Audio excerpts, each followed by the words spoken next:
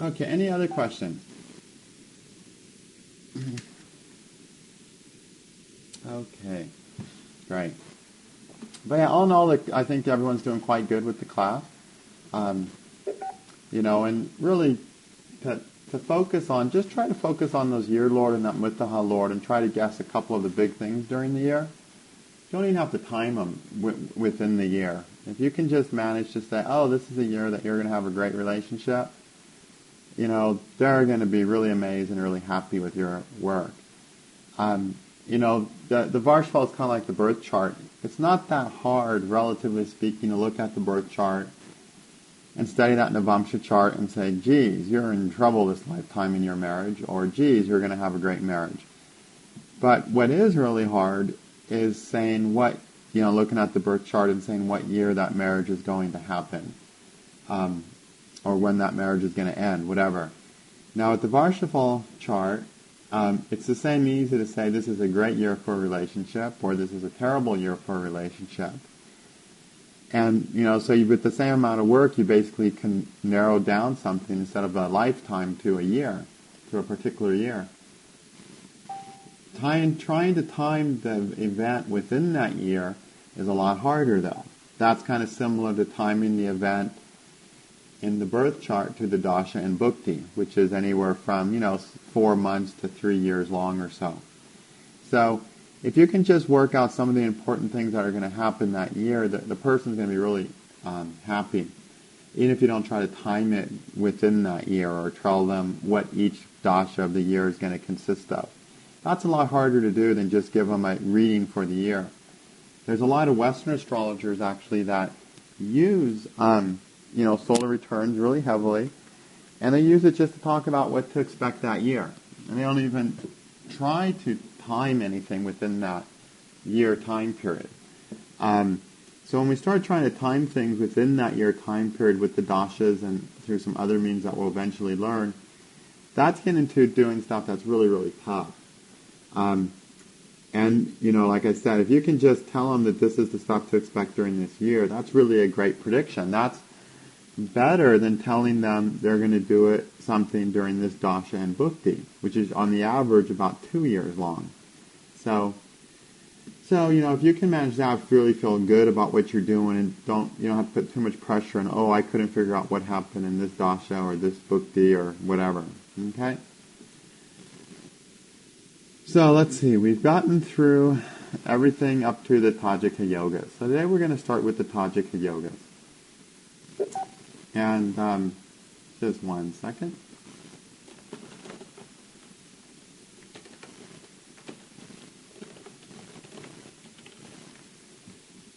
Okay, so first of all, what is a yoga in astrology? A yoga means union, or it means to yoke.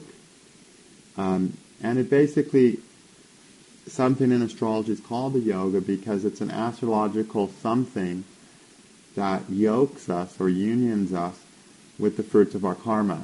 So a yoga is simply an astrological permutation of some sort that attaches us to some event. And it's called the yoga because it attaches us to some event, because it yokes us or causes us to have union with some event.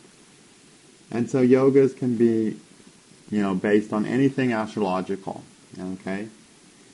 In Tajika, they have very different yogas than we find in the natal astrology. They're very logical yogas, and they're all kind of work together. So when we start by looking at the chart, we really first need to get the foundation of the chart. We need to find out who that Mutaha Lord is, where that Lagna Lord is, where that year Lord is, and who that year Lord is. And we need to get the basic foundation for that year. Is it going to be a desirable year or an undesirable year? And what are the major events that year is going to revolve around? So we work all that out through the Mutaha, the year Lord, the Lagna Lord, things like that, like we've been doing. And that's going to give us the big blueprint of events for the year. Can you hold on 1 second? Hey, sister? You need to go downstairs right now. I'm on the phone. Go downstairs and close that door, okay? Okay, sorry about that. Okay, so that gives us a very general events in the context of these are, the events during this year. Then all the details kind of come in through these Tajika yogas. And so that's what we're going to get into today, okay? So to use the Tajika yogas, the important thing we have to first know, there's two things we have to know. One is what's called the Diktamshas, or the orbs of the planet's influence. And Diktamsha literally means the range of the rays, or, the rays, the extent that the rays of the planet shine and therefore have an effect. And so those we have on page 33 of the manual I updated to you last week. The sun has a Diktamsha of 15 degrees, the moon of 12 degrees, Mars of 8 degrees, Mercury of 7 degrees, Jupiter of 9 degrees, Venus of 7 degrees, and Saturn of 9 degrees. So this is the orb of the planet's influence, or it's just simply the planet's orb. Western astrologers make heavy use of planetary orbs. They only consider aspects to be active when planets are aspecting within a particular orb. And in Western astrology, every astrologer used to use the same orbs. They used to use these very same orbs that are used in Tajika astrology. These were the orbs in traditional classical Western astrology. In the 1900s, astrologers started experimenting with orbs, and every astrologer started coming up with his own orbs. So any modern astrology software, Western software you get nowadays, you get to put in the aspect orb that you want. And most people will use like a 6 degree or 8 degree orb, or they'll even use different orbs for different types of aspects. That's sort of a new experimental thing that Western astrology is going through. And, for 2,000 years or longer, these were the very same orbs that were used in Western astrology by all the great Western astrologers that you might have ever heard about. Okay? So again, it kind of shows us a real link to the whole Tajika system, with even the orbs of influence being the same. So the Diktamsha is the planet's range, or its orb of activity. So only things that are within its orb is it going to be immediately interacting with. Okay? Now when we look at a planet's aspect, that's different than its Diktamsha. A planet has an aspect, which means it has an influence throughout most of the chart. The only points it doesn't influence are right at 150 degrees, right at 210 degrees, right at 30 degrees, and right at 330 degrees. At those precise points, there's no influence. But everywhere else, the planet has some influence, and that's measured by the aspect, which we calculate and arrive at a value for that aspect, okay, a value from 0 to 60. But the Diktamshas are the orb of the actual activity, meaning when two planets are within orb, say we have Mars and Mercury in a sign, and they're at 5 degrees apart, and we see that Mars has an 8 degree orb and Mercury a 7 degree orb, and those two planets are really interacting. They're within orb of interaction, and they're interacting for something specific. They're not just influencing each other, they're actually doing something together.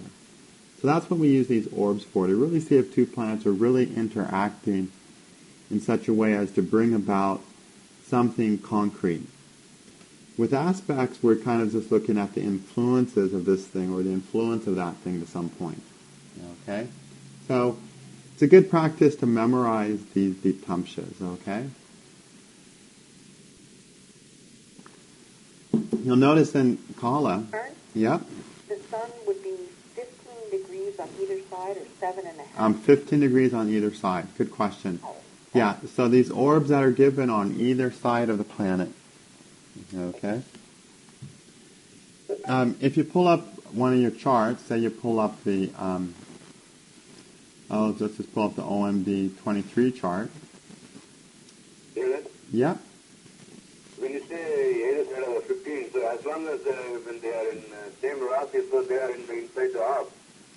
Well, they're not necessarily going to be within orb if they're in the same Rashi. because they could be at different ends of the Rashi, right? Okay. Okay, so you just find the degrees. Now, and the range of, the orb is independent of the Rashi. You can have one planet in the 12th house from another planet, and they can still be within orb of influence, okay? All right, thanks. Okay. So if we pull up the OMB 23 chart, for instance, down at the bottom left, we got Tajika aspects within orb. Okay?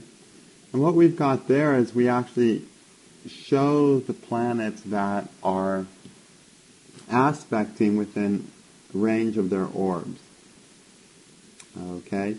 And so those are the planetary aspects that are going to indicate actual type events. Okay, where two planets are interacting together because they're within range of their orbs. Okay? Then the next thing we have to know, so memorize those orbs. The good thing to memorize, when you look at a chart, you can figure it out real easy, though it is there in Kala, so you can double check to make sure that you're memorizing them right. Okay? Now, for two planets to be within orb of each other, we always have to take the degree of their average orbs. So say we're trying to figure out if Moon and Mars are in an aspect that's within orb of their influence. Well, the Moon has a 12-degree orb, Mars has an 8-degree orb. So we take the average of 12 and 8, so 12 plus 8 is 20, divided by 2, we get 10. So anytime Moon and Mars are within 10 degrees of an exact aspect, they're going to be within range of their orb of influence. Okay? So always take the average of their orbs. So after knowing that, the other thing we have to memorize is the average speeds of the planets. Okay? Each planet has a average speed through which it travels through the sky, and we have to know which planet goes faster than the other. Okay? So the fastest planet is the Moon. Then the next fastest is Mercury. The next fastest after that is Venus, then Sun, then Mars, then Jupiter and Saturn. So that's the speed of the planets. And those become really important in figuring out the yogas as well. So based on these two things is where we kind of figure out most of the orbs, or most of the yogas are based on these two ingredients here. Those are two really important concepts to learn, okay? So getting on to the yogas proper. The first two yogas are kind of foundation yogas. They're another thing to let us see that if in general that person's going to be yoked to a fortunate or an unfortunate year. If the first yoga, starting on page 34, is called Ikavala, which means good fortune yoga.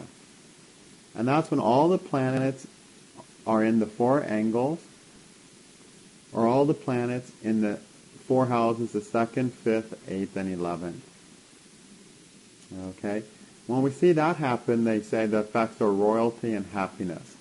But basically, you want to always take the name of the yoga as the primary effect, which means it's a year of good fortune. It's going to help be a good year. So what this yoga means is, you see if all the planets are in all the angles, if all the planets are in the 2nd, 5th, 8th, and 11th. In either one of those cases, we have a good and fortunate year. Okay? The next yoga is all the planets in the apoklimas, which is the 3rd, 6th, 9th, or 12th houses. And the effects of that is nothing auspicious. That yoga is called the Induvara yoga, which means restraining soma. And soma is considered the nectar of the gods, which nourishes us and is a very desirable thing. And this yoga restrains that. So as a result, nothing good comes into our life during the year that all the planets are in the 3rd, 6th, 9th, and 12th. So these are going to be rare yogas, you can imagine, having all 7 planets. Again, not using Rahu and Ketu. All 7 planets in the 3rd, 6th, 9th, and 12th is going to be very uncommon. Or having all the planets in the angles. Or having all the planets in 2nd, 5th, 8th, and 11th. But you can use this to get an idea of the relative effects of the year. You can simply see, are the dominant amount of planets in the 3rd, 6th, 9th, or 12th, or are the dominant amount of planets in the 2nd, 5th, 8th, or 11th, or are the dominant amount of planets in the 1st, 4th, 7th, and 10th. Okay? So all these yogas, go ahead. Without the Ikabala, if you have planets in 1, 4, 7, and 11, is that still considered Ikabala? No, you have to look at all of them in the angles or all in the 2, 5, 8, and 11. Okay, so it's not or, it's definitely and. 4 angles. Okay, if it was different, then it would have been or 4 angles or on the stars, but... I guess we could say it all the grounds combined in the 4 angles, or all combined in the 4 panapara. Oh, okay. That's how I could look at it, okay? No mixing and matching. It'd be nice because in that case, most of the time you'd be in a fortunate year, right? You know, so as it is, your chances are still going to be better to be in a fortunate year, luckily. Something that's actually stacked in our favor in astrology. Who would ever have thought, you know? Usually everything's always stacked against us, right? So anyway, so with this, if you just simply see, are the dominant amount of planets in which sets of houses? This angular set, the panapara set, or the 3rd, 6th, 9th, and 12th set? If the dominant amount of planets are in the angles, or the panaparas, which are the 2nd, 5th, 8th, and 11th, in either of those cases, it's going to be a more fortunate year. And if the dominant amount of planets are in the 3rd, 6th, 9th, or 12th, then it's going to be a year where there's simply not as much auspiciousness. Now, this is not a bad yoga. It's not get your head kicked in yoga. It's simply restraining soma yoga, which means the good stuff doesn't come that year. Now, how these yogas are meant to be used is that when we see all the planets that are in the dominant amount of planets in all the angles, it means the type of year where a lot of important things happen. Okay? The years where we have lots of planets on angles are the years where the important things will tend to happen. Okay? Where we'll start new important ventures and so on. Okay? Where the important things come into our lives. When the dominant amount of planets are in the 2nd, 5th, 8th, and 11th houses, those are years where we reap the benefits more likely of the good things in our life. Okay? They're not necessarily they're not the years that the good things come into our life. They're the years where we reap the benefits of the good things that come into our lives. Okay? 2nd, 5th, 8th, and 11th. What's called the panaparas, and in Western astrology they call these the succedent houses. Okay? Then the third possibility is the dominant amount of planets in the 3rd, 6th, 9th, or 12th. Those are the houses that kind of are spent. Okay? Planets in those houses are considered to have spent a lot of their juice. And so they're kind of just on the wane. They're kind of just, eked out. And so they're not going to really provide anything new and exciting so much.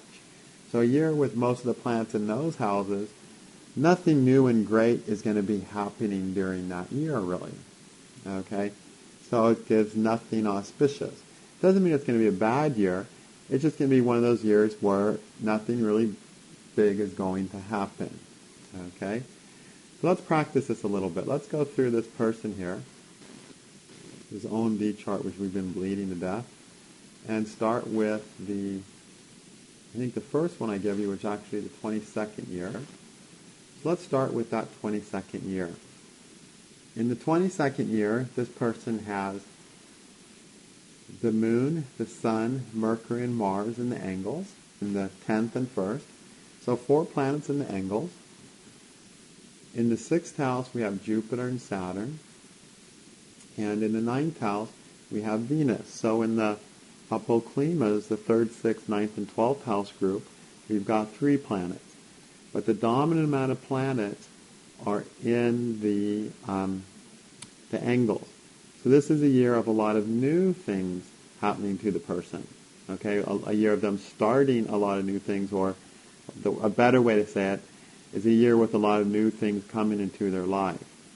Okay, so this is a year, but then there's also 3 planets of simmering down and finishing things up and resolving things, which is the nature of the 3rd, 6th, 9th, and 12th house. So here we could roughly say that 4/7 of the things in this person's life during this year are going to be new things coming into their life, and 3/7 of their life is going to be letting go or moving away or finishing up and completing old things. So in this person's 22nd year of life, they relocated, they chose a new career path, they set themselves up for a new school, while graduating from one school, moving away from a lot of friends in another place. So it was a year of both, with a lot of new things starting up and a lot of things being completed or resolved and let go of. And you'll notice there's no planets in the 2nd, 5th, 8th, and 11th, which means that this person during this year in question did not reap the rewards of anything that they had been working on or started,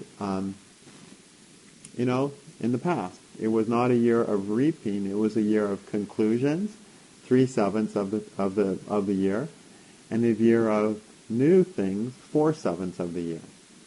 So with these yogas, we can get a good idea of some of the, the good things coming and the things that are being let go of as well.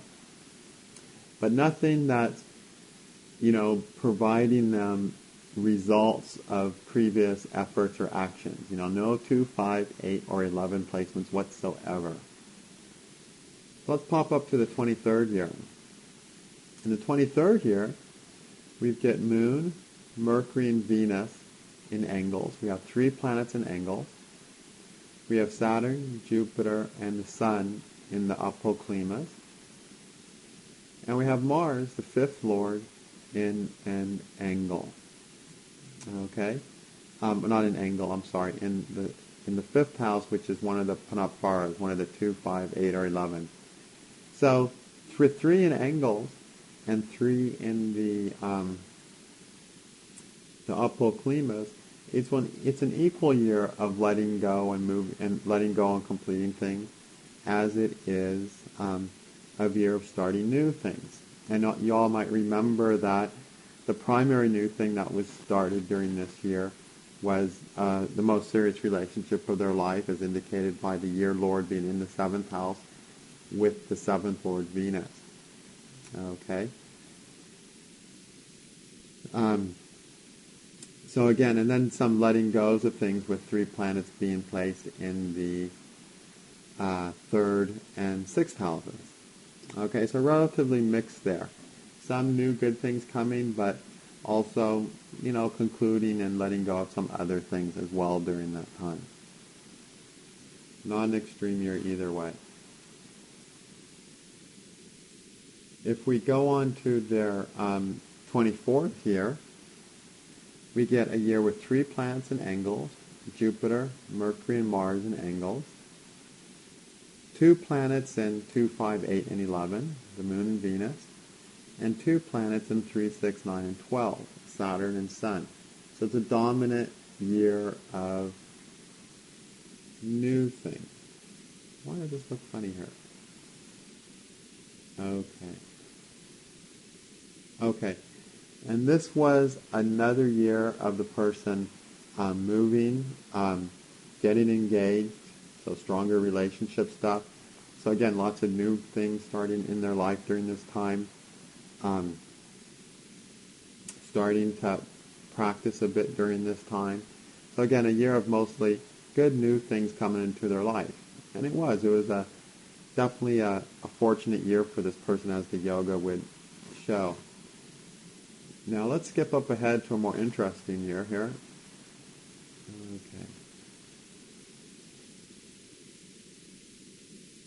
Okay, let's jump to their 26th year. His 26th year, you'll remember, is the year that his whole life fell apart. That he broke up with his fiancée and so on. But here in this chart, we have got, Oh, yeah? yep, Which year you wanted to see now? the 26th year. Okay, thanks. Okay. So in the 26th year, we have got most of the planets in angles, all but one in angles, right? Oh, I'm trying to pull something else up here. Hold on a second. Okay, there we go. Yeah, in this 26th year, we have most of the planets in angles. All the planets except Saturn in angles, which is a good fortune yoga. Yet this is a year where he broke up with his fiancée, and was a very painful, disruptive year, as we've talked about, if you remember this year. So the reason I'm wanting to jump to this year is because you can never analyze the yogas independent of what the general structure of that chart is showing. We first of all have to analyze the Muttaha and the year lord. And if you'll remember, we saw lots of problems here. We saw a 12th house Muttaha with the Muttaha lord in the 4th house. That shows a year of potential losses and instability because of the 4th house and the need to get resettled and restructure their lives. The year lord was Mercury. It was inauspicious, in more bad Vargas than good Vargas. It was within the orb of the sun, which isn't good. It was with debilitated Venus, which isn't good. It had only one friend, Saturn. It mostly had enemies. So we had a year here that was just littered with potential trouble, as we've talked about. And you only can analyze the yogas in the context of, of the foundation of the chart, which is the year lord and the Muttaha lord and those things. Okay? So if you see a yoga that looks promising, don't say, oh my God, this is going to be the best year of your life because you've got almost all the planets and angles, because you have to maintain the foundation of that chart, which is a 12th house Muttaha with the 4th house Muttaha lord, joined with one enemy and aspected by 4 other enemies. So it's a bloody year to start with, okay? But it's still a year with most of the planets in angles. Okay, so this is a year of new things. There's going to be a lot of new things. And there was. He moved. He started a practice. 2 big, important new things. Okay? So we had good fortune flowing that year, but only within the context of that difficult Muttaha really upsetting his life, breaking up his relationship, and so on. So always start with the Muttaha and the year lord. Always start your analysis there. And then add to that instead. So this would have been a chart we would have said, geez, there's going to be losses, your whole life is going to be unsettled. But within that, you're still going to have some very good, fortunate new things develop during the year because of all these planets and angles. Now, if he'd had no planets and angles, if all the planets, let's say, had been in the 3rd, 6th, 9th, and 12th during this year, and he had this bad Muttaha, then it would have been a year of complete failure, of just wandering around the planet without a clue type year after suffering the breakup and so on. So analyze the 16 yogas after you get an idea of the foundation of the chart. They're all secondary to that Muttaha and to that year lord. Okay? And if you've been analyzing the charts, you'll see so much of what happens during any year, if you've been practicing, is going to be revealed by that year lord and the Muttaha lord. And the yogas are secondary analysis to that, okay? And the yogas that are relating to the year lord and the Muttaha lord and the Lagna lord are all going to be the more important yogas within the year. But we always want to keep in mind that those things are happening in the environment indicated by the Muttaha lord and the year lord, and the Muttaha, of course, okay? So that'll give you an idea of how to use these simple yogas. It's a good thing to use. It's a simple yoga, but it tells us something useful and important about the person. and about their year that someone might really want to know. So just being able to glance at their chart and say, gee, this looks like a year with a lot of new things coming into your life. Or this looks like a year of not that many new things coming into your life. Okay, it can be, a great thing for them to know. Okay, so one thing you want to do today after class or tomorrow, between firecrackers, is, look at your years and just look at the planets and angles and etc. and see how that mirrors, the degree of new things or the degree of you reaping the rewards from other things, that you already have in your life, or the years of sort of just letting go of things. Now, one thing that you'll notice, if a person consistently has years where all the planets are falling in angles, year after year after year, that means their life's going to be very busy and very active year after year after year, because they're constantly getting exposed to new things that are interesting and exciting to them. Life is throwing them things all the time. When a person gets years where the dominant amount of planets are in the 2nd, 5th, 8th, and 11th for year after year after year, and you'll find this quite often where it'll be one of these themes will just be year after year after year. Well, in that case, it's a year of just reaping the rewards of the things in their life year after year after year. And that can be very nice. It's a very stable type of life during that time where they're just milking all the good things in their life. Then if you get a person who year after year after year is having all the planets in the 3rd, 6th, 9th, and 12th, then that's years and years of them, not really moving forward with anything new, but not really being rewarded with what they have either. So those years become thirsty, where the person's going to be craving for more and more, or not craving for more and more, but craving for something that's more satisfying or something that's new. So those will tend to be a little bit more, like I said, thirsty years, if we have themes of year after year after year of planets in 3rd, 6th, 9th, and 12th. So, as you page through a person's life 1 year at a time, you can always sort of do that. Okay, like this person, for instance, is having year after year after year of planets and angles dominantly, all the way up into his 30th year. Now, for the first time when he hits 30, which is going to be this year, he has a dominant amount of planets sitting in the 2nd, 8th, and 11th, with 4 planets sitting in the 2nd, 8th, and 11th. So in that year, it's going to be a year where they're really rewarded for a lot of the things that they've been working on.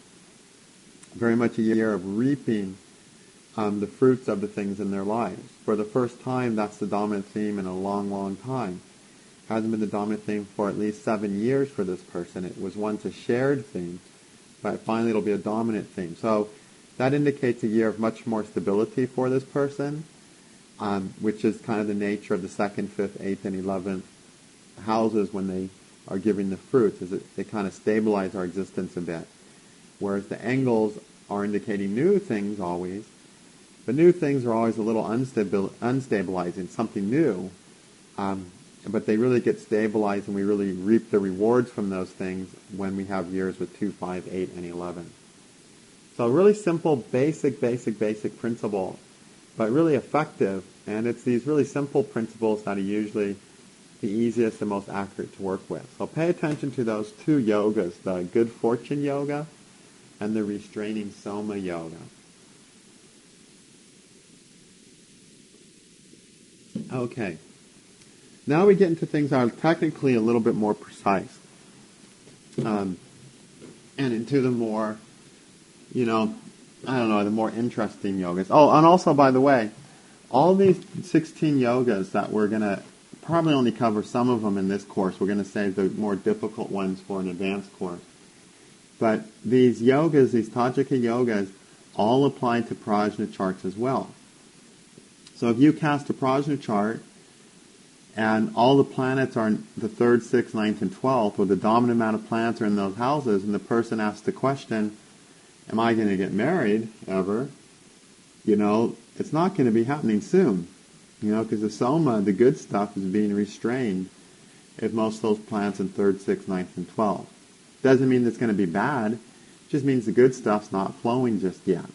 Okay? So all these yogas that we cover are the very same yogas that are heavily, heavily used in prajna. Okay? So keep that in mind too, and you can start using those in prajnas if you're doing those. Okay, now we get into the real interesting yogas. These are the real fun yogas. These are the yogas that more specifically indicate the events and details of the events that are going to happen in a given year. So the first one of these is the Ittasala yoga. Ittasala means enclosing. And again, it's a Persian word, okay? And this yoga is formed when a faster moving graha is of lesser degrees in its Rashi than is a slower moving graha in its Rashi. So the faster moving planet has less degrees in its sign than a slower moving planet is in its sign. Okay, and this is an enclosing yoga, or we call it, in Western world, they call this an applying aspect. So let's pull up this person's chart. Let's actually pull up his 23rd year. And let's take, for enclosing yogas, the easiest thing to do is just to start with the sun, or the moon, the fastest planet. Okay? Let's start with the moon. It's the fastest planet. Now the moon's at 23 degrees of Capricorn in this particular year. Okay? So it's going to be applying or enclosing with any planet that has more than 23 degrees. Because it's the fastest planet. Okay? We look at Saturn, it's at 5 degrees. It's at 0 degrees 58 minutes. So the moon is not in lower degrees than that. Jupiter is at 10 degrees of Gemini. The moon is not enclosing on Jupiter. Mars is at 24 degrees and 58 minutes. And the moon is at 23 degrees and 30 minutes. Okay, so the moon is enclosing upon Mars here. Okay, meaning eventually the moon is going to catch up and be exactly at the same degree as Mars is. Okay, the sun is at 16 degrees of Virgo. The moon is past the degrees of the sun. He's also past the degrees of Mercury and Venus. Mercury is at 152 Libra. Venus is at 1056 Libra. So the only planet that the moon is enclosing upon is Mars. Does everyone understand what we just figured out there?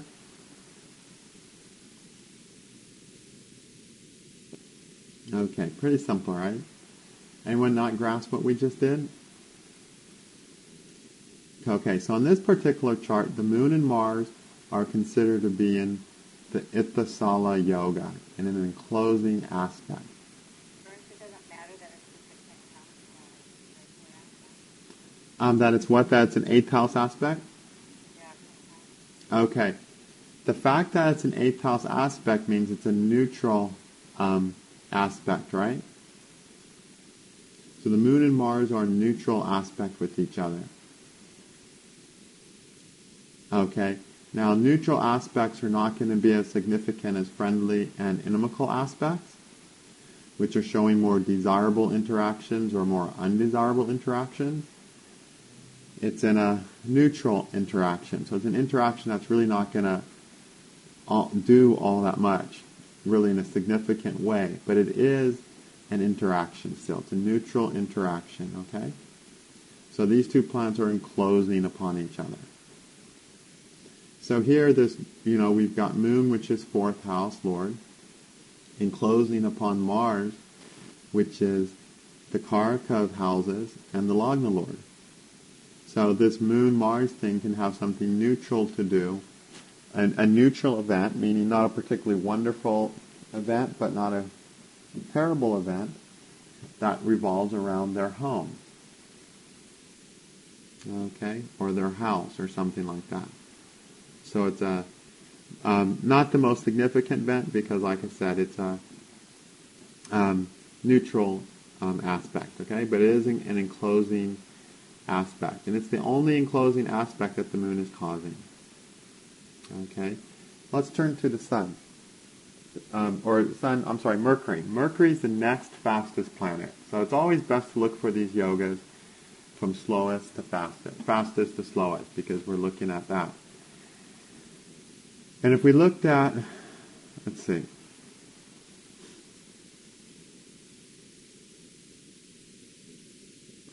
if we looked at the moon, don't tell me there's a, okay, we're just going to skip that for now, okay? All right, so the moon's causing an enclosing aspect to Mars there. Then the sun. Mercury. Mercury is the next fastest planet. Mercury is at 152 of Libra.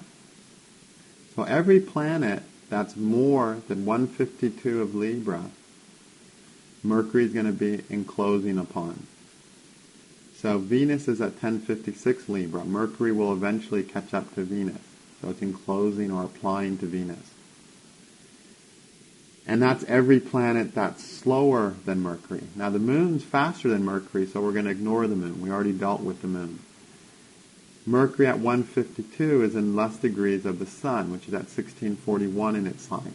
So Mercury is enclosing upon the sun. Mars is at 25 degrees Leo. Mercury is enclosing upon Mars. Jupiter is at 1032 of Gemini. Mercury is enclosing upon Jupiter because he's also in less degrees. Basically, anyone who has any planet who's slower than Mercury and who is more than 1 degree and 52 minutes in its sign, Mercury will be enclosing upon. Okay, which means Venus, Sun, Mars, and Jupiter. Mercury is enclosing upon all of them. Now, Saturn's a special case. Saturn's in this chart is at 58 minutes of Gemini, and Mercury is at 1 degree and 52 minutes of Gemini. So Mercury is in the same degree as Saturn. They're considered to be in the same degree. When the faster planet is up to a degree ahead of the slower planet, they're considered to be in the same degree. So from 58 minutes to 1 degree 58 minutes, Mercury would be considered to be in the same degree as Saturn, because they're within 16 minutes of each other. So when that happens, it's also considered to be an enclosing yoga. So Mercury is also enclosing in this chart. Okay, now if you go to your manual again, there are 3 types of Ittasala yoga. Okay? Now first, before we go on to that, the effects of an enclosing yoga, it indicates a friendly, inimical, or neutral activity concerning the 2 grahas, depending upon the relationship between the 2 grahas. So we got a friendly, inimical, or neutral activity happening between the 2 planets based on their relationship. Okay, if they're friends or enemies or neutral. Then there's 3 types of Ittasala yoga. One type, and the most common type, is the Vartamana, or the present Ittasala. Present means now. Okay? And this occurs when 2 grahas are within the average of their orb, with the faster planet applying to the slower planet. And this indicates an event that's going to happen in the relative present. Okay, meaning the event is not far off. Okay? So it indicates an event that's not far off in the relative present. If we're trying to time that event with the dashas, then that event will happen in the dasha of the planet that comes first in the order of the dashas. Okay, so for instance, we have a, let's see.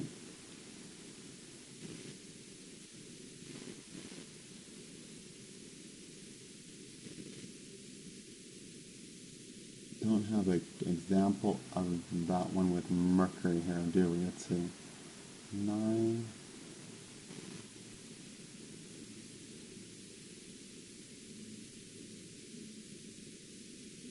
Okay. We don't have an example with that one with Mercury. Okay.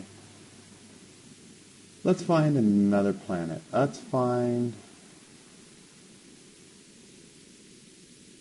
go through this a little bit more and then we'll get to some more concrete examples, okay? So the Vartamana aspect happens when two grahas within the average of their orb with the slower planet getting approached or the faster planet applying to the slower planet. So that indicates a presently occurring event,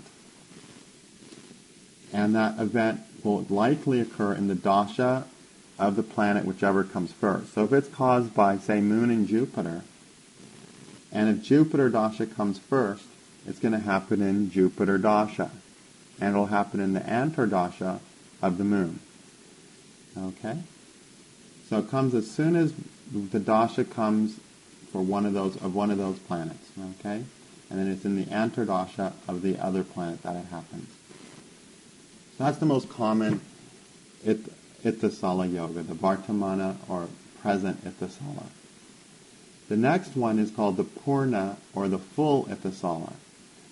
And this is the most powerful Ittasala. And it occurs when the faster moving planet is within 1 degree behind or in advance of the slower moving planet's degree. So Purna Ittasala has the same effect as the present Ittasala. It indicates something happening in the present, in the now, but something much more significant because the planets are within a degree. So in this particular person's chart, Mercury and Saturn are in Purna Ittasala. Mercury is the faster planet, and even though it's past Saturn's degree, it's still within the same degree of Saturn. Saturn and Mercury are considered to be both within the same degree. And that degree starts at 58 minutes of Gemini and goes until 1 degree and 58 minutes.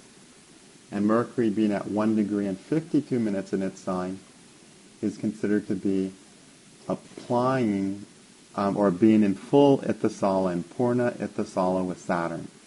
So Mercury-Saturn is going to indicate a very important event to take place during that year. Okay? And it's a Purna Ittasala. Now, it can either happen in the dasha of Saturn, or it can happen in the dasha of Mercury. Okay? Because those are the two planets that are causing the event to happen. Now, it's going to happen in whichever of those dashas comes first. Which dasha comes first for this person? Is it Saturn or is it Mercury? As it turns out, it's Saturn.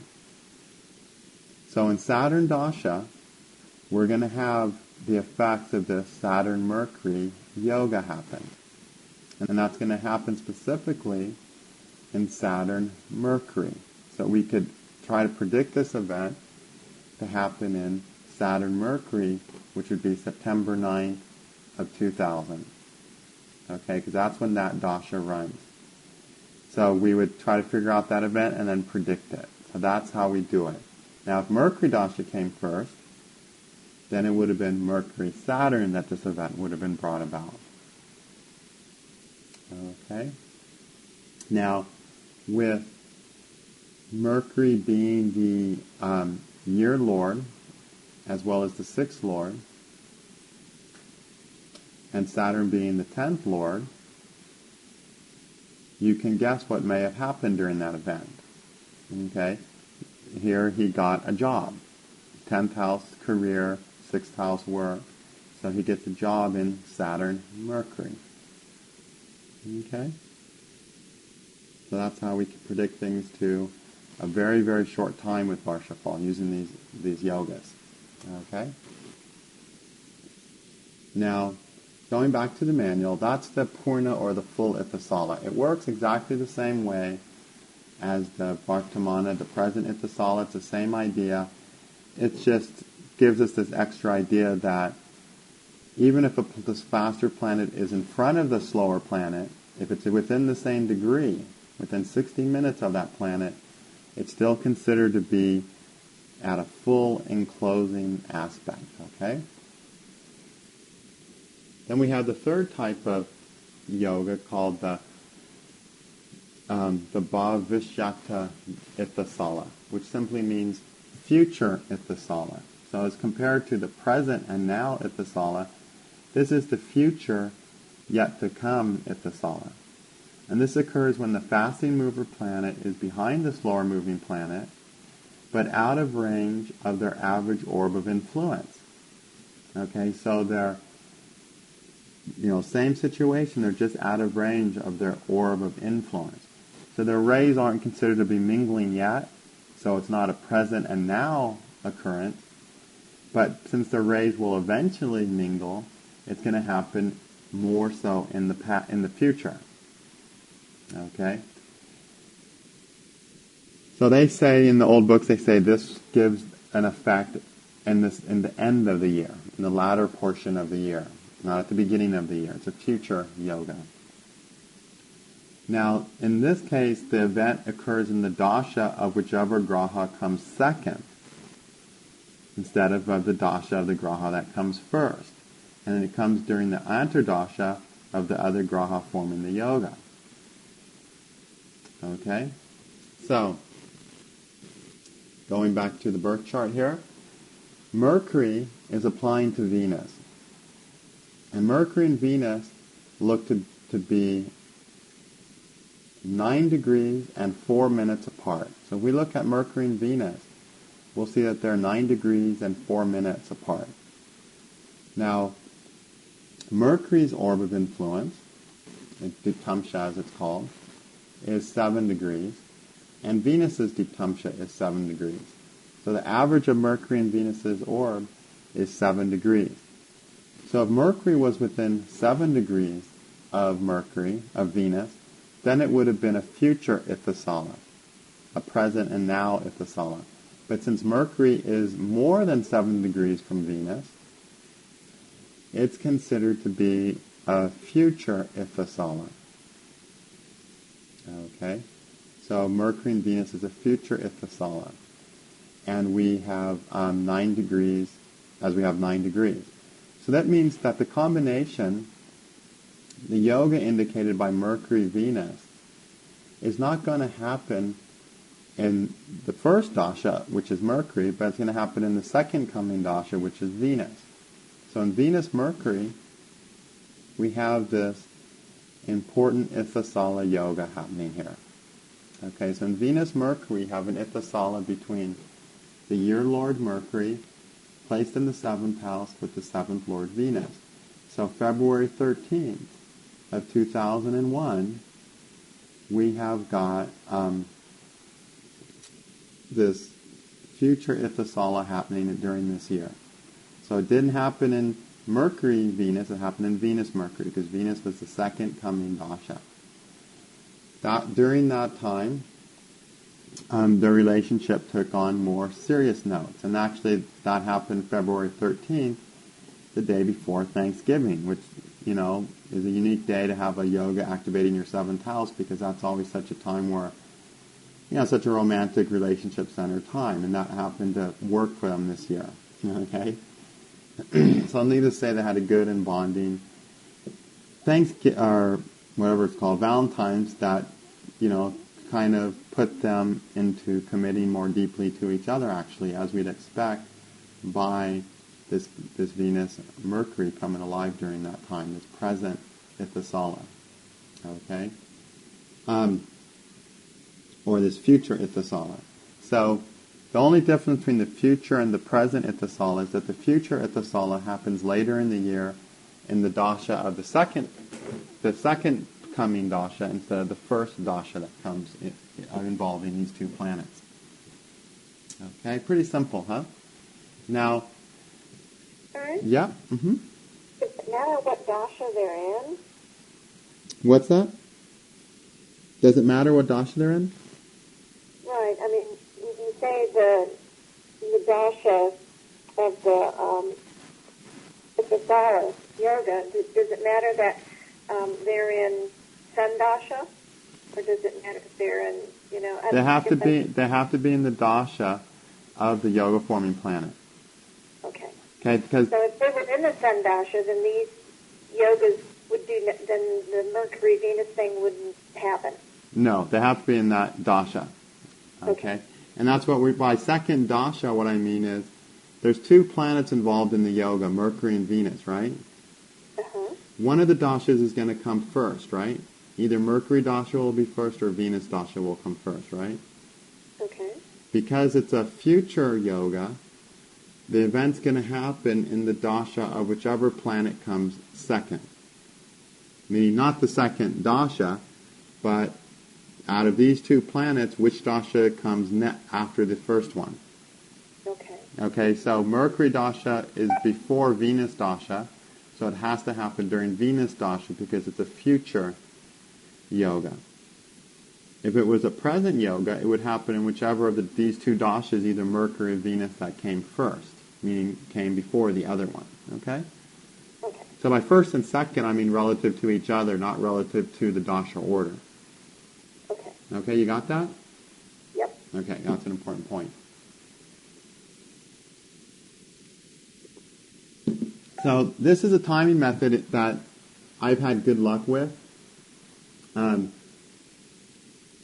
Wouldn't say it's worked perfectly, no single technique does, but it's worked well. In the Воршапхала books, they don't tell us really how to time the effects of the yogas. They don't say this yoga will become effective in the dasha of one planet and the antardasha of the other one. They don't say anything like that. This is actually something I came up with and just tried doing and found out and had really good results. I remember the first time I was working with it was back in '98, actually, when I first really got heavily involved in Воршапхала. And I was living in Hawaii, and I looked at my chart, and it was going to be October 26th to 28th when I went into a dasha antardasha of 3 or 4 days long, when I was finally going to rent an apartment. And it was June. I was like, no way, there's no way I'm not going to find an apartment until October. But what had been happening, no one was giving me an apartment, but people were constantly giving me house-sitting jobs. So I was house-sitting all over the island for, what ended up to be a full summer. And so I get a house-sitting thing for like 3 or 4 weeks. And of course, while I'm there, I couldn't get an apartment. And then when I'd finish up there, I'd be looking for apartments, and I wouldn't get one. Or someone would have better credit than me. This is when I didn't even have a credit card, so no one wanted to give me a credit card or give me an apartment. It was always because I had no credit at all back then. I just lived on cash with everything. It was impossible for me to get an apartment back then. And something weird always had to happen to give me a house, But anyway, so I was looking, there's no way that it's going to be October 22nd, 24th before I get an apartment. But that's exactly what happened, And not only that, but I never got an apartment in Hawaii. I house sat all the way till September. Then in September, I went to India and I was promised a nice apartment, a nice house. And I get there, they hadn't found my house. And it took them 6 weeks to find my apartment. And I finally got it. I finally got my apartment October 24th or something, right in that dasha antardasha. And that really made me go, wow, this is something that I would have never thought possible, that I was going to be sitting here 5 months without an apartment or my own house. But that's what the Воршапхала was sticking me with that year. So it's a useful timing method for trying to time these yogas with the dashas. That's sort of what we're going to work on for a while here. Now, with respect to this future Ithasala, okay, Tajika Nilakanta doesn't mention it, but other, Tajika astrologers, people who Tajika do, such as Charak, of course, is the main Tajika guy. He says this future yoga only occurs if the two planets are within the addition of their orbs. So Mercury and Venus each have a 7-degree orb, right? So 7 plus 7 is 14 degrees. So he would consider the future yoga to only happen if they were within 14 degrees of each other. Okay? And I found that to be an effective thing to use. So for instance, Mercury is applying to Mars. You know, he's 23 degrees and 6 minutes from Mars. He is applying to Mars. Eventually he's going to get to Mars. But if we take Mercury's orb of 7 degrees and we add that to Mars's orb of 8 degrees, we get a 15-degree combined orb. And so a lot of Tajik astrologers would only consider Mercury and Mars to be within a future yoga if they were within 15 degrees. As it is, Mercury has 23 degrees to go to catch up to Mars, which is way out of range of their combined orb, which is only 15 degrees. So we would not be considering by that rule these two planets to be in a future yoga. So I find that a useful guideline. So every applying aspect is not going to bear fruit.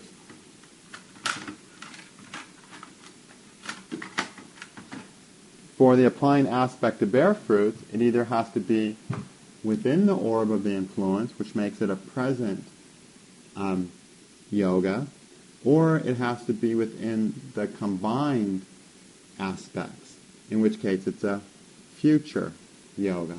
And it's out of the orb of their combined influence, it's probably not going to be something that's really going to get activated during that year. Okay? So, Mercury, in the end, we see Mercury is in a future. We looked at all Mercury's Ithasalas, and we saw that Mercury is in a Purna Ithisala with Saturn. It's in a future Ithisala with Venus, because, it's within the orb of their combined orbs. It's also in a future Ithisala with Jupiter. Okay, Jupiter has a 9-degree orb. Mercury has a 7-degree orb. The aspect is 8 degrees. They're out of 8-degree orb, but 9 and 7 is 16. They're within a 16-degree orb. So Mercury's in a future Ithisala with Jupiter. So in the future, this Mercury-Jupiter yoga will manifest itself. So it'll either manifest itself in Mercury-Jupiter dasha or in Jupiter-Mercury dasha. Which one is it going to actually happen in? It's going to happen in the dasha that comes first. Okay? Does everyone understand the idea? Okay. Now, along with giving these yogas, Nilakanta also lets us know whether these yogas are auspicious or inauspicious. He says, Ithisala yoga, this is on page 35, is auspicious in the event that the grahas are in their own rashis, exalted, in their own hadas, navamshas, or tri-rashis, or in an auspicious bhava. The Ithisala is considered to be inauspicious if the grahas are in enemy rashi, debilitation, aspected by malefic, or in a bad houses. So he basically is telling us to look at these planets, and if these planets are in their own hadas, navamshas, or tri-rashis, or exalted, or in their own rashis, they're going to be producing a better auspicious effect. But if they're in an enemy rashi, in debilitation, aspected by malefics, or in bad houses being the dishtanas, then it's considered a troublesome and difficult event. Okay, so we'll keep that in mind as we look as well. So this is the main yoga that's used in Tajika. Yes?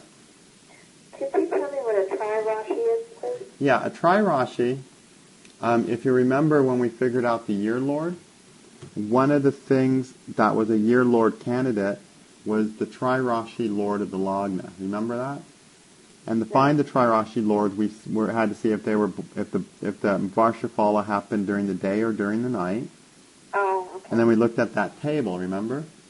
So to find the, there's a table on your printout where it has all the different lords. It has Hadd for Hada, Trir for Trirashi, Drek for Drekana, Panc for Panchamsha, and Hora for Hora lords. So those are the different planetary lords that he's talking about.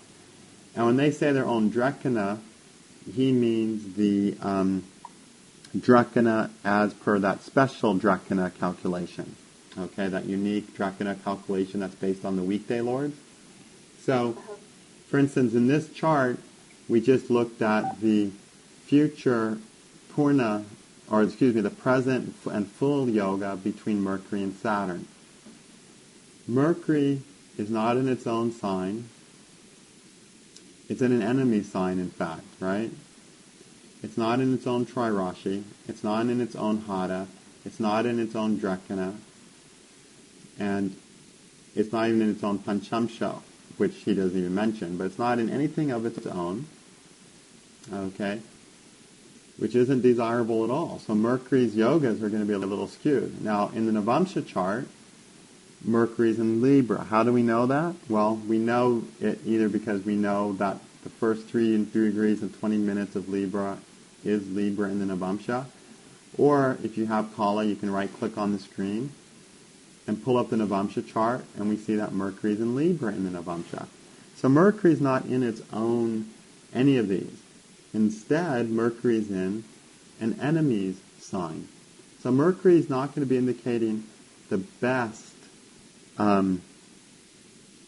Ithisala. It's not going to indicate really auspicious events, is it?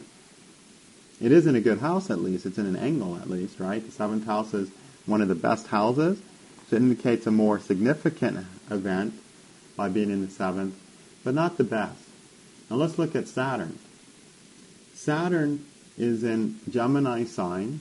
Well, it's a friend sign at least, right? But he's in Gemini's Hada, Gemini's Trirashi, Gemini's Drekana, and he's in exalted Navamsha. He's in Libra Navamsha as well, if we pull up the Navamsha chart, or if we just know that the first 3 degrees and 20 minutes of Gemini is Libra. He's in Navamsha in Libra Navamsha. So he's in exalted Navamsha, but he's not in own Navamsha in any of these. So even Saturn himself is not really causing a great yoga. So this Mercury and Saturn Purna Ithisala yoga is not a real desirable, auspicious yoga. It gives him a job.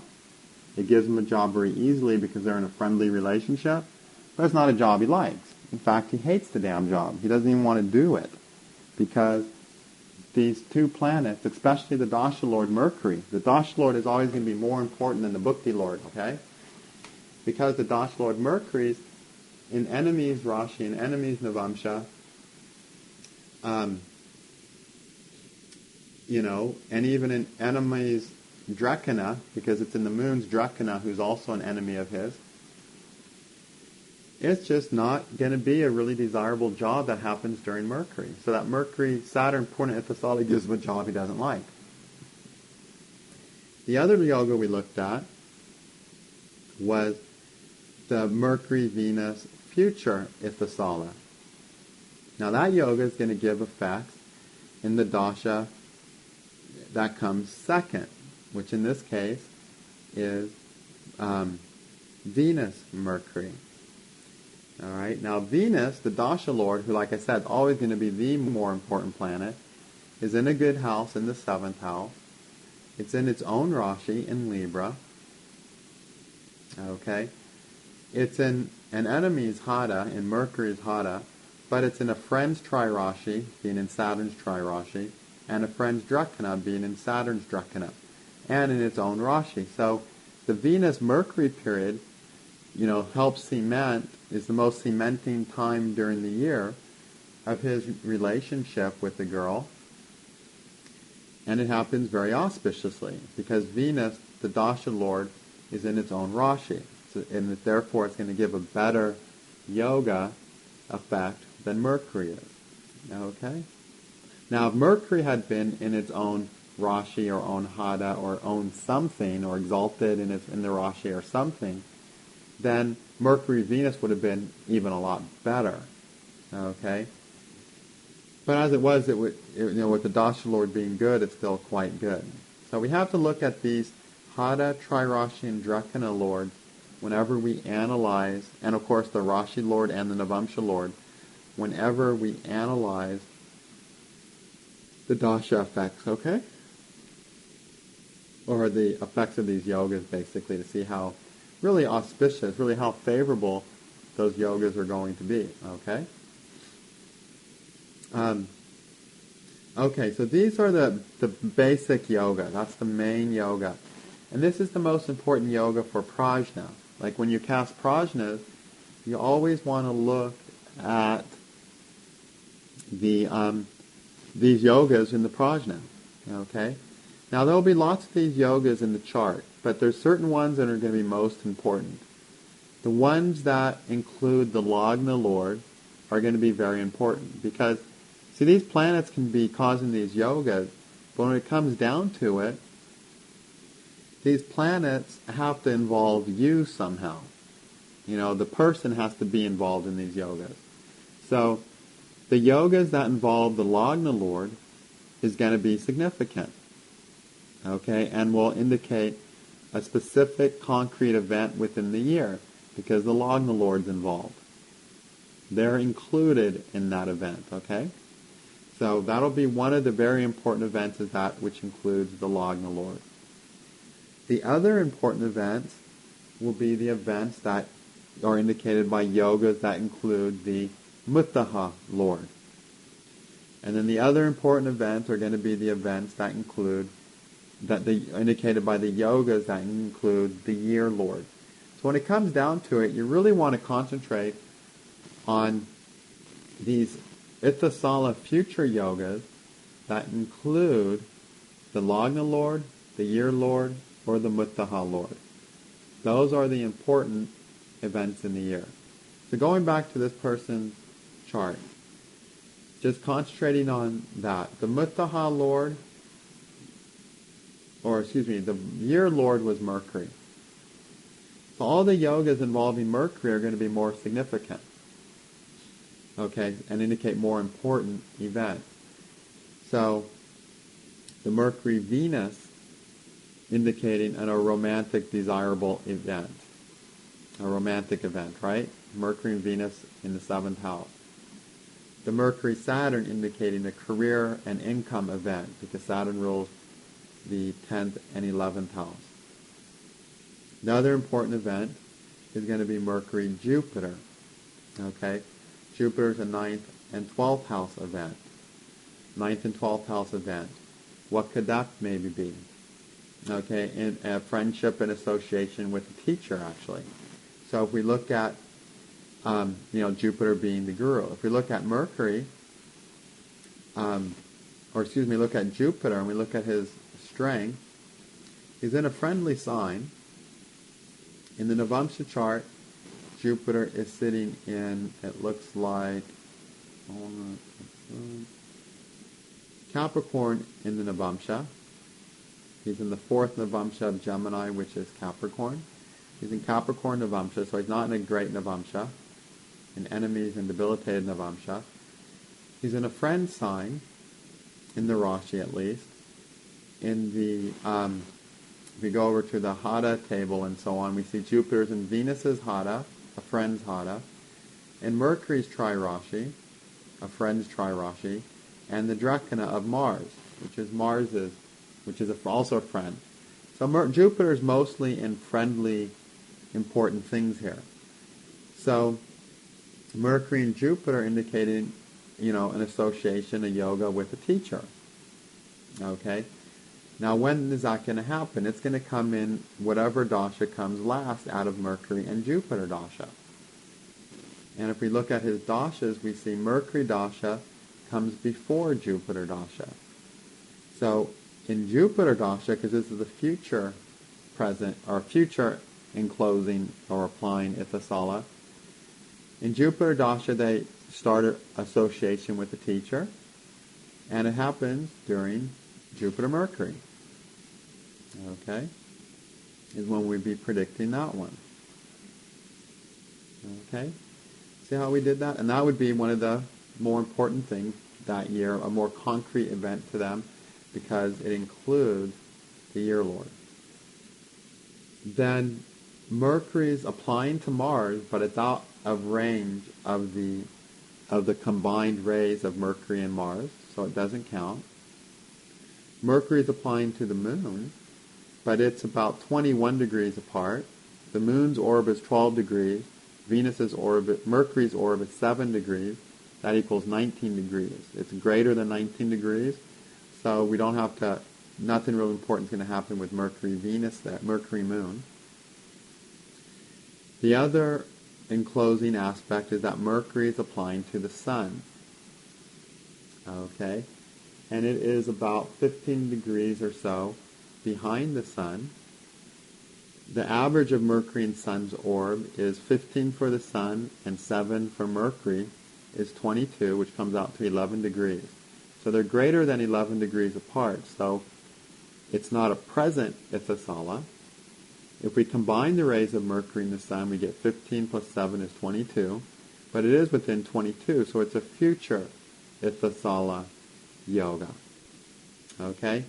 So at some time in the future, in Mercury-Sun, or Sun-Mercury, whichever one comes last, there's going to be something going on between the year lord and the fifth. Okay, so year lord Mercury and the fifth lord Sun, doesn't that just spell education? But it's a neutral event. It's not going to be an earth-shattering event, and you can, for most practical purposes, just ignore it. But it's going to happen in Sun-Mercury. So in Sun-Mercury, fifth lord being in a neutral aspect to the year lord, he's going to feel a little bored with his studies. Okay, and feel a little impatient with his studies and feeling like he's just paying his dues and going through things all he knows so he can get to the next year of school. And so in Sun-Mercury, that's when it does happen, when the person hit the low bottom of being bored, after being in school for about 6.5, 7 months, Sun-Mercury comes along and they're like, geez, it's still pretty routine and not as deep as I want it yet. Just as you'd expect from anyone who went through school who had already done their background studies out of school, okay, as this person had. But it's a neutral yoga, it's not a groundbreaking thing, and you can, for the most part, if you want any of those neutral aspects, you can save them for last to analyze, because the more critical things are going to be indicated by those other yogas, okay? So this is when a neutral event takes place, where he feels kind of indifferent towards his education, a little bored with it. Okay? Because of that Sun being in the 6th house, fifth lord in the 6th house means your education feels sluggish. Okay? Now the Sun, we've already seen that Mercury is not in really good dignity for giving great effects with its yogas, but since this is happening in the Sun Dasha, we want to focus in on the Sun a little more. The Sun's in a neutral's Rashi, in a neutral's Hada, being in Venus's Hada, in a neutral's Tri-Rashi, being in Venus's Tri-Rashi, and in a neutral Drakana. In the Navamsha chart, the Sun is in Gemini, another neutral. So the Sun is sort of neutral, and therefore, again, is not indicating a real powerful or significant yoga. Okay, either way. But it does indicate just coming to terms with being bored in school and just paying their dues, their educational dues, to move on to the next step. Okay, then, so those are all the yogas involving Mercury, the year lord. And those are all going to be some of the important concrete events in this given year. Okay? Now, the Lagna lord is Mars. Therefore, any yoga involving Mars is going to be important. Okay? Now, we've already seen that the Moon is applying to Mars, right? He's one of the faster planet applying to Mars. So we do have a Moon-Mars neutral yoga going on. Mercury is applying to Mars, but it's out of the range of their combined influence. So it's not a future or present Ithisala. Venus is applying to Mars because it's in less degree than Mars, and they seem to be 14 degrees apart, okay, which is obviously going to be out of range of their average Diksha. Mars has an 8-degree orb and Mercury has a 7-degree orb. So their average would be 7.5 degrees. But their combined orb is 15 degrees. And they are within 15 degrees of orb. So Venus and Mars have a friendly aspect and a future Ithisala between Lagna Lord Mars and 7th Lord Venus. So when you have an aspect between your Lagna Lord and the 7th Lord, and one of them is Venus, what do you expect? Love, right? That's going to be a time of an event in your love life. Here, Mars is in the house of romance, 5th house. Venus is the lord of romance, placed in the 7th house of relationships. So, Venus-Mars, or Mars-Venus, whichever comes last, is going to be an important time for their relationship. Okay? As it turns out, Venus Dasha comes first, therefore it's going to happen in Mars Dasha, which is right at the end of the year. So, Mars-Venus comes about at the very end of August. So Mars-Venus is going to be an important time for the relationship. Now Mars and Venus are in good dignities. Okay? Mars is in its own hada. It's in a neutral's Rashi, but it's in its own hada. It's in a neutral tri-Rashi, being in the tri-Rashi of the Sun, but it's also in its own Drekana. Okay? Then in the Navamsha chart, Mars is falling in Scorpio in his own Navamsha. So this is a rocking Mars. And that's shown by his Dwadasha Vargiya Bala being 11. So Mars-Venus is going to be a great time for their relationship, isn't it? Okay? It's going to be a significant and auspicious time for his love life. Okay? So that we would actually use to predict the high point in their love life development, because Mars is in such a nice dignity. It's in its own hada, its own Navamsha, its own Drekna. Okay? Alright, so, an important time as well that was for their relationship. The other aspects to Mars. So let's say this person came to you, say say they came to you in July, and they're like, "Oh, my relationship, I don't know where it's going." You could look at their chart and say, "Well, you still have the dasha of Mars to go through. Mars is really in great strength. He's in a relationship with Venus. That's a friendly relationship, and your love life is going to jump forward in Mars-Venus. In August 29th to August 30th, it's going to jump forward. Okay? And that was actually the time when these two people decided that they wanted to eventually do a joint practice, and they started talking about places where they wanted to move to, and they actually took their first trip together investigating cities that they might want to go move to and start their practice in the future. Okay? So this is when they took their first step towards actual really, thinking of long-term future stuff together. So a very bonding, important time in their relationship. Okay. Then we've got... Okay, Mars. What else is Mars applying to? Okay, Mars isn't applying to anyone because there's no slower planet that has more degrees than Mars, right? But other planets may apply to Mars. Venus applies, Mercury doesn't, the Sun. Well, the Sun applies as a neutral aspect, right? It's a neutral aspect with the Sun applying to Mars. And it's behind Mars by 9 degrees, because the Sun is a faster moving planet than Mars. Not 9 degrees behind that, which is within the distance of their combined influence, right? Or within their average influence, or average orb. Mars has an 8-degree orb, the Sun has a 15-degree orb. That comes out to 23 degrees. So the average of Mars and Sun's orb is 11.5 degrees. And they are within 11.5 degrees, with the Sun being about 8 degrees in a few minutes behind Mars.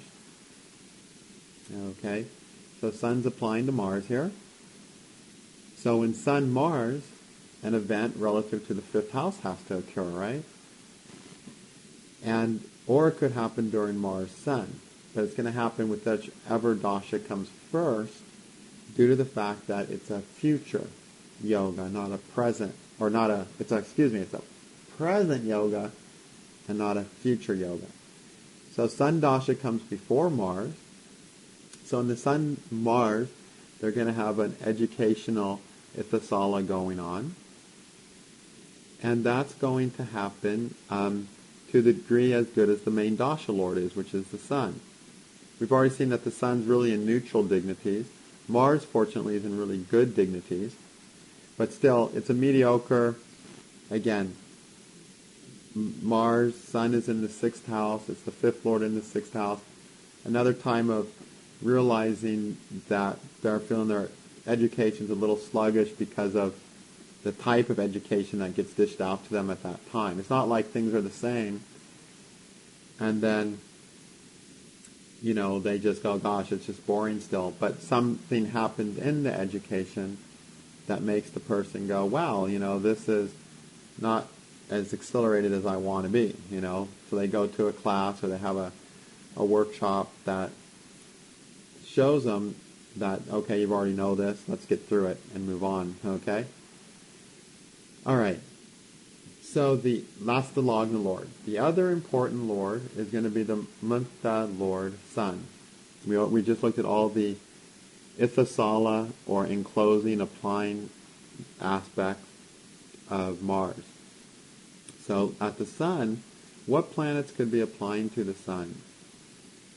The slower planets in the Sun, the faster planets to the Sun, are the Moon, Mercury, and Venus. We've already seen Mercury applying to the Sun. Moon does not apply to the Sun because it has higher degrees than the Sun. Venus does apply to the Sun. Okay, so here we have a yoga between 7th Lord Venus and 5th Lord Sun. It's a neutral yoga, and Venus is only 6 degrees or so behind the Sun. Their average orb of influence is 11 degrees. So Venus is well within the average orb of the Sun, and therefore it's a present ithasala yoga, indicating that in Venus-Sun or Sun-Venus, that the effects of this yoga are going to happen. So which dasha is first? Well, Venus-Sun dasha is first, okay? So during Venus-Sun, we have something with respect to education, 5th house, going on relative to Venus, which is his spouse, his girlfriend. So what happens during this time is that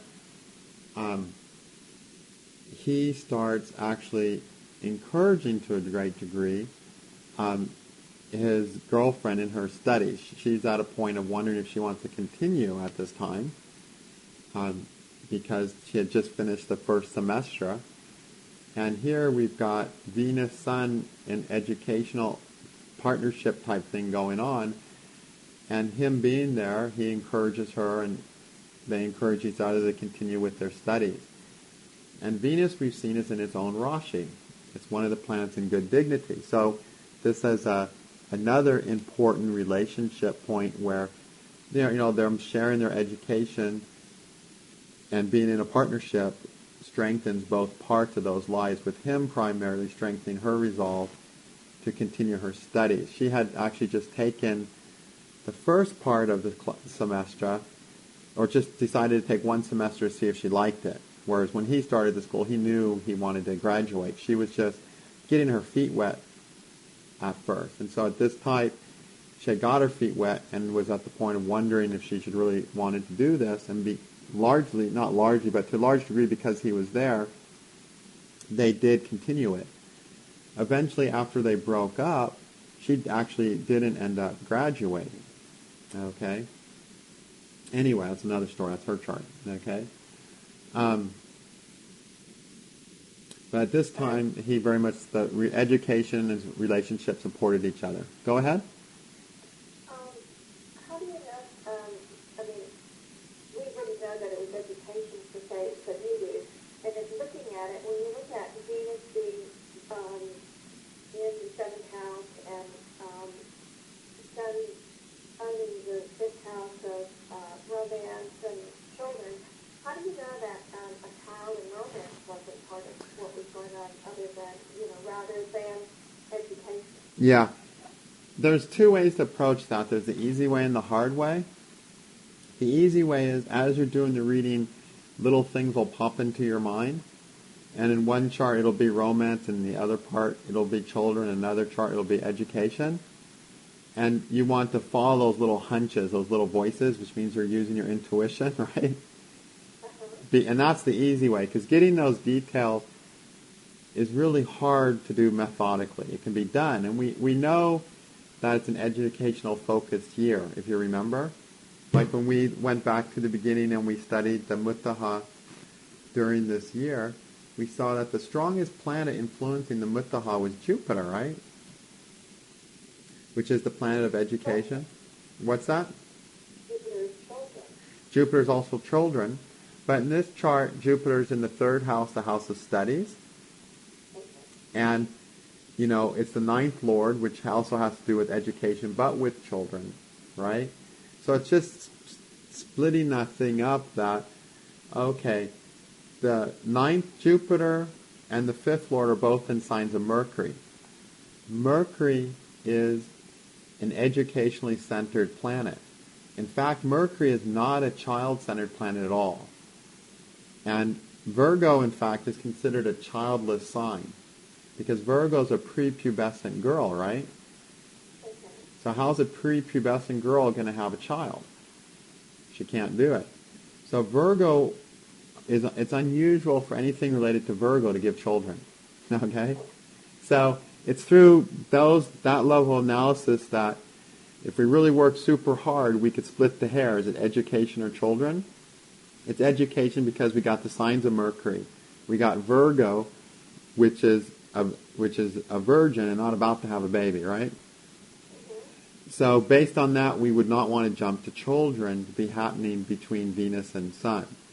We know it's an educationally centered year, or a Jupiter-centered year, which could be education or children, because Jupiter is so strong on the Muttaha. It's the strongest influence of 39 points to the Muttaha. And then Jupiter's in the sign of Gemini, who again, being a neuter planet, is not the most child-prone planet. Okay?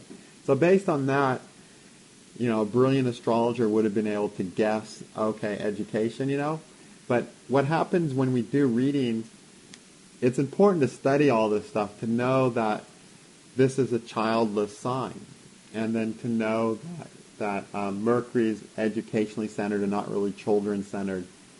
And as we learn all those little facts about the planet, and when we really know them, they're all kind of always in our consciousness somewhere. They're always at the tip of our tongue. If we have to go, let me think, which planet rules education, then it won't work. But as we learn those basic things, and they're just at the tip of our tongue, we just know them by heart. Then as we look at a chart and we look at Jupiter, one of those things that Jupiter rules intuitively will pop into our head, and we'll say children, or another chart will just say education. And so it's when we learn the astrology and we know our basics well, that our intuition is really able to grab the right answer. You know what I mean? Because we don't have to think about it. We just see Jupiter. When we see Jupiter, that indicates tons of possibilities, but one possibility jumps out first.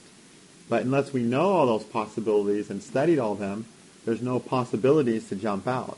So really reading the charts is a blend of knowing all that stuff and then letting our intuition sort through that big filing and that overwhelming filing cabinet, It can be done technically, but it's a lot harder. So in this chart, it could have been done technically because Virgo's in a childless sign, and so it's not likely to indicate children. So a really good question. But learn your basics, always learn basics more and more and more. Then as you do the readings and you see the houses and you see the planet, things will jump into your mind. And the funny thing is, if you have a list of paper that has, okay, the fifth house rules this, and Jupiter rules this, what one could it be? We'll just get overwhelmed. We can never figure it out. We have to know that stuff by heart. And then as we see it, the natural truth just starts popping out at us. Okay? So if you're having trouble with getting the details, it's because they're not jumping out at you. And they're not jumping out at us if we simply don't have those basics ingrained. So it's really critical to get those basics ingrained. And lots of you guys on your homework, I oftentimes notice I'll ask a question about something, and one of you will say, so I just say, did the relationship, was it good or bad period? And one of you will say, it was a good period because of children. And you're right, it was because of children. I didn't even ask that. I didn't even ask you to give the details, but as you're writing down the answer, children jumped into your little brain and you wrote it down and you're right. So lots of you have done that stuff in your homework.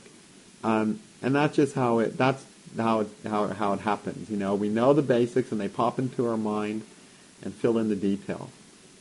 But that's the hard thing with astrology. It's the details are the toughest things because, it's not such a linear thing where Jupiter only rules children. There's another planet that rules education. Jupiter rules wealth, children, education, husband, paternal grandfather, guru, teacher. It rules so much stuff. And sure, there's always a chain of why it's that particular person that we could follow. But it's good to use our intuition to help us. Okay? You bet. Yeah. You guys actually have surprised me a lot how many times some of you have guessed the nature of why an event happened, the thing that brought it about. So we just follow those hunches and those little voices. And that's what's nice about doing readings versus just analyzing charts when the person's not in front of us, is that we don't have any time to think when the person's right there.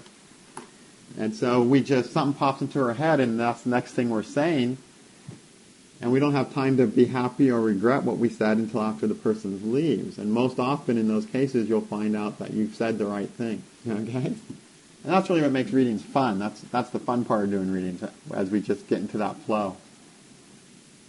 But to get there, we have to have the basics ingrained. They don't come if they're not ingrained. It's just like painting.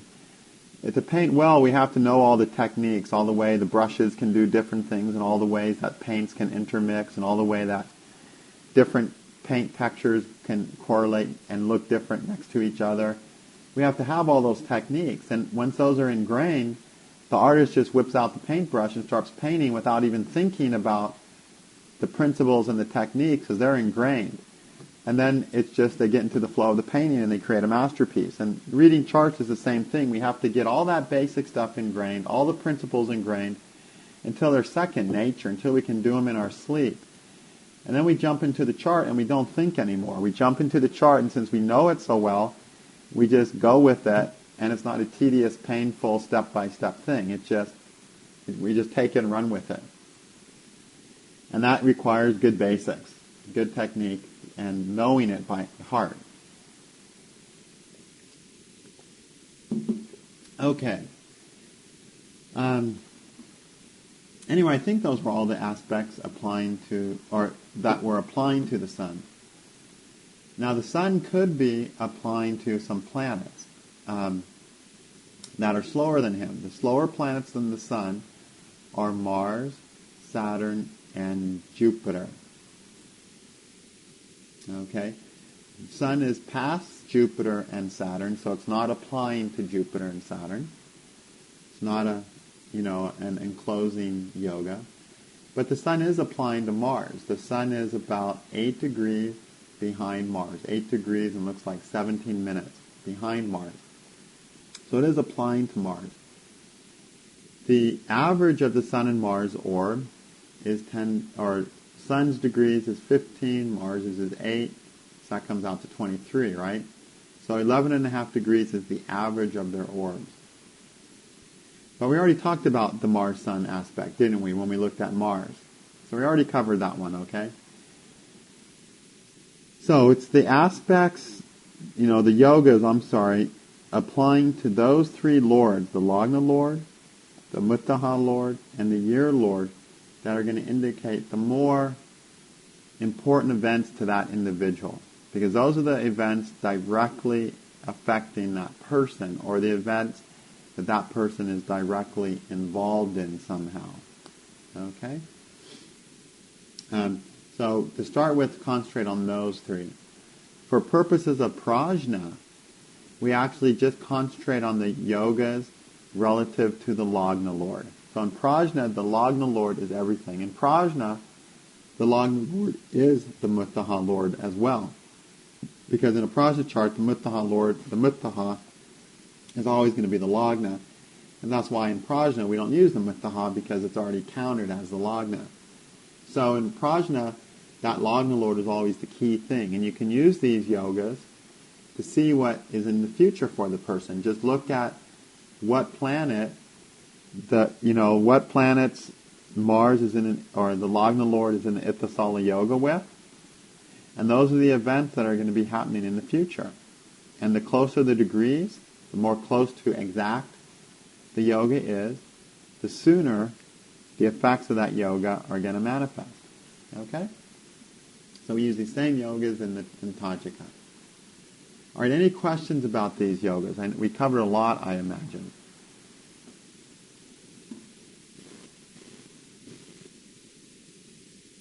Yeah? I had to leave for a couple of minutes. We were still talking about the 23rd year, is that correct? Yes. Numbers were matching up. I'm trying to figure out how the sun could be applying to Mars when Mars is in Leo and the sun's in Virgo. It's already ahead of it, isn't it? No, it's degrees within that sign. Oh, that's all that matters? Oh, yeah. Good question. Yeah, the degrees are within that sign. So sun at 16 degrees of Virgo will eventually be at 24 Virgo, right? Right. At which point it'll be exactly one sign or 30 degrees from Mars, right? Yeah. So we're always seeing how far from exact the yoga is in that sign that it's in, Okay. Okay, so I always take degrees within the sign in Tajika, yeah. So it doesn't matter? No. Nope. Okay. Okay. That was really stumping me. I was getting the right numbers, but I can't find it. That can't happen. Yeah, gotcha. The way the planets move in the universe changes. Yep. Okay. Now, just to cover some things in your handout, just to help you all work with this easier, we have a table that talks about Tajika aspects within orb. Okay. Now, in this table, we're going to have all the aspects within orb, meaning within the range of their average orbs. Okay? So those are going to be all the future, all the present happenings are indicated by those Tajika aspects within orb. It might be fun to make an Tajika aspects out of orb table, but the thing is, I never look at these tables because really, rather than looking at the Tajika aspects within orb table, it's easier just to see them in the chart to me. I only like to use tables for things you can't see in the chart because I find it distracting to look at more charts than I have to. The more information we can see by looking at the Rashi chart, the greater picture we're going to see it at a glance. Whereas we have to constantly go to this chart, and then this table, and then there. We start getting dizzy, and it's hard to see the picture of what's happening. So I really don't use, myself, the Tajika aspects within orb table. You can use them if you find it easier, but I kind of would encourage everyone to just learn to see it in the chart. Learn to see those, memorize those degrees of influence, those dipamshas. And then when you look, or have that chart handy, and write it down, and then whenever you're looking at it, you can just see the planets are within orb and compare it to the table if you need to look them up. And then you can really easily see if the planets are within orb or out of orb, but still within combined orb. Now, if you do use the Tajika orb aspects within orb table, that it has to do with both applying and separating aspects. Today we just covered the applying yogas, okay, not the separating yogas. We'll be covering those next week, okay? So today we just are the applying ones. So there'll be some things shown on the Tajika aspect within orb that are not where the faster moving planet is catching up to the slower planet. It could be the opposite, which is the separating, where the faster moving planet is moving away from the slowly moving planet. And that's a different type of yoga, which we'll cover next week. Okay? So use that table if you need to double check things, but try to learn to see it in the chart. And, starting with the Lagna Lord is probably the best place to start looking at something. Okay, concentrate on that Lagna Lord. Then the Muttaha Lord and the Year Lord, and focus on the yogas that planet's involved with. Okay, so I hope you all understand this enough that you can look at this on your own charts and look at some of these yogas and see them work with the dashas. And of course, I'll send out a homework to work with this. Any questions before we sign off? Yeah. Tajika technically considered part of Vedic, or is it kind of different? It's very different. It's Tajika means Persian. And so this textbook is called Tajika Nilakanta. This simply means the Persian astrology according to Nilakanta. So it's a whole different branch. But what's interesting about it, it's preserved in India. Tajika astrology is better preserved in India than it is in Persia or Greece or in the West. And because the Persians and the Indians and the Arabians and the Greeks, they all interchange their knowledge. There's actually certain yogas in Vedic astrology that are in Brihat Parashara, where the names of the yogas are not a Vedic name. The Vedic word has no meaning. I mean, the word they use has no meaning in Sanskrit whatsoever. And it comes from Greek. And if you get any textbook written between 100 and about 800 AD, they always give names of the planets. And some of the names of the planets they give are Greek names. Like, in fact, Varahamihira, one of the names he gives for the sun is Heli, which, sun is the Greek name for the sun.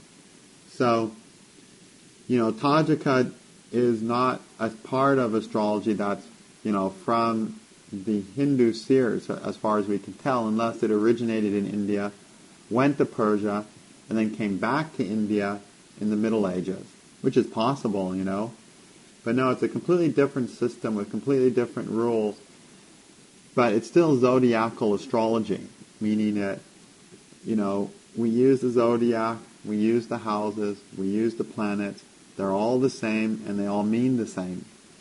And like I've always said, there's no Hindu astrology, there's no Vedic astrology, there's no Western astrology, there's no Greek astrology. There's only zodiacal astrology. If we use the zodiac, it's the same system. And as far as back as we can go in history is not very far, and we can go back to, barely 1000 BC and say this astrology came from this area. But before 1000 BC, we can't track where any astrology came. Yet we find astronomical structures that are from 8000 BC, and we find them all over the globe. We find them in India, we find them in Egypt, we find them in England, believe it or not. We have archaeological evidence of astrological structures used for measuring astrological things that are 8,000 years old, 6,000 BC. And we don't have a clue about what astrology was being practiced by what cultures at that time. So my opinion is that there's zodiacal astrology. It's the only type of astrology that exists as zodiacal astrology. Then there's other types of astrology. There's time-based astrology, like the Hindu, like the Chinese astrology. There's Mayan astrology, which is based on sun planetary cycles and not ecliptic or rashis, not zodiac, but it's a different type of astrology. But when we talk Western, Greek, Persian, and Hindu, they're all zodiacal astrology. They all had the same signs with the same names, with the same meanings, with the same planets, with the same meanings, with the same houses, and the same things. So I think if we went back to 6000 BC, which is according to the Surya Siddhanta is when man started the study of astrology, we would find that everyone who did zodiacal astrology did it all. And then as the culture is fragmented, because from 6000 BC to the age of when we started getting our books from, which was 1000 BC and later, all the cultures were in the declining age, which means cultures were getting dumber and getting more fragmented and only able to retain a fraction of their knowledge. And so different parts of the world, different countries, and even different parts within different countries retain different parts of the zodiacal astrology. Even within India, one part of India will practice some very different techniques than in another part of India. But they'll both practice zodiacal astrology. So to me, there's really only zodiacal astrology. And even Vedic astrology is a modern term. Vedic astrology was a term that was developed by Dr. Frawley. And it's a great term because Vedic simply means truth. It means the true astrology. And to me, that means zodiacal astrology. And the reason Dr. Frawley called it Vedic astrology, before him coining that word for it, it was actually Jyotish, which is what they call astrology in India. It's just called astrology. They don't differentiate between this astrology or that astrology. It's just astrology. And, because in the Vedas, in the Vedas there's sutras that refer to a 12-fold division of the ecliptic in accordance with the motion of the sun and the seasons. And so since there is evidence of a zodiac, or it's not called a zodiac, they don't say Aries, they don't say Taurus, but because there's evidence of a 12-fold division of the ecliptic in the Vedas, Dr. Frawley calls it Vedic astrology. But really it's, because basically the Vedas say it's 12-fold division of the ecliptic, which is zodiacal astrology. So I like to look at it as zodiacal astrology, and I think it all belongs together.